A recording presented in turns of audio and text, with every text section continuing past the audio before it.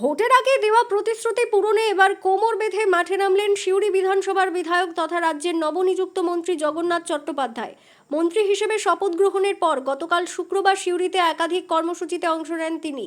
আর সেই সব কর্মসূচি শেষ হতেই সন্ধ্যায় এক আকস্মিক পরিদর্শনে সতীঘাট শ্মশানে পৌঁছান মন্ত্রী। তার সঙ্গে ছিলেন বীরভূমের জেলাশাসক ধবল জৈন এবং দুবরাজপুরের বিধায়ক অনুপ কুমার সাহা। মূলত ভোটের আগে সিউড়ির সতীঘাট শ্মশানটিকে একটি আধুনিক ও পরিবেশ বান্ধব শ্মশান হিসেবে গড়ে তোলার প্রতিশ্রুতি দিয়েছিলেন জগন্নাথ বাবু।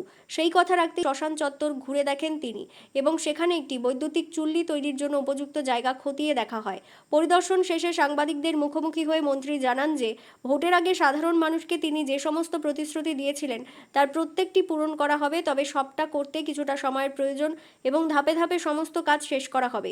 সেই পরিকল্পনারই অংশ হিসেবে সতীঘাট শ্মশানকে পরিবেশ বান্ধব করে তোলা হচ্ছে এবং এখানে খুব দ্রুত বৈদ্যুতিক চুল্লি তৈরি করা হবে।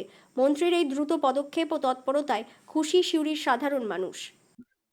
আমরা সিউড়ি সতীঘাটা যে শ্মশান আছে, আপনারা জানেন যে আমাদের নির্বাচনে আমরা বারবার বলেছিলাম যে পরিবেশ বান্ধব দাহ করার জন্য জেলা সদর শহরে ব্যবস্থা করতে হবে।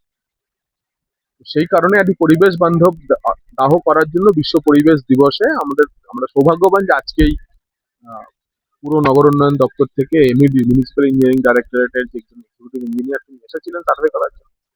আমাদের এডিএম ডেভেলপমেন্ট তিনিও সকাল থেকে আজকে ছিলেন, ডিএম সাহেবও তদারকি করছিলেন পুরোটা।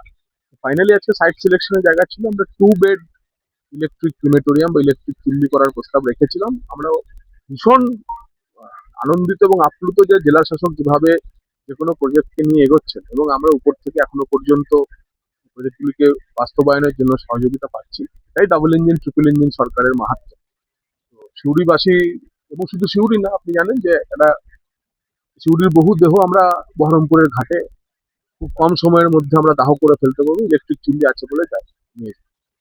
আজকে সিউড়িতেও হচ্ছে যে যদি আমরা এরকম 2 বেডের একটা ইলেকট্রিক চুল্লি তৈরি করতে পারি, সিউড়ি সাব ডিভিশনের সময় আগে দুবরাজপুরের বিধায়ক আমাদের সঙ্গে রয়েছেন, দুবরাজপুর থেকে শুরু করে সমস্ত জায়গার মানুষ, রামপুরহাট সাব ডিভিশন সেখানকারও মানুষ, তারাও এসে খুব কম সময়ে স্বল্প ব্যয়ে এখানে দাহ সংস্কার করতে পারবেন এবং পরিবেশ বান্ধব দাহ হবে সসম্মানে।